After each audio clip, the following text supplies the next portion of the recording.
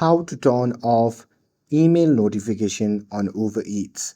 Hey everyone, welcome back to the channel. In today's video, I'll show you how to turn off email notifications on Uber Eats so your inbox stays clean and clutter free. So now without further ado, let's get started.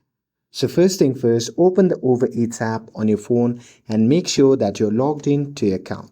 And now here, once you're inside the app, just tap on the profile icon shown in the bottom right corner of the screen. And now here, once you see the interface like this, you simply have to scroll down and tap on the communication. And now here, once you're inside the communication, you can see the option labeled as email. So simply tap on it. And now here, on this section, you simply have to toggle off that first option. And once you do that, you simply have to go back and tap on save changes. And that's it. That's how you can turn off mail notification on Uber Eats. With this, if you found this video helpful, then don't forget to like, share, and subscribe to get updated for more videos. Thanks for watching, and I'll see you in the next video.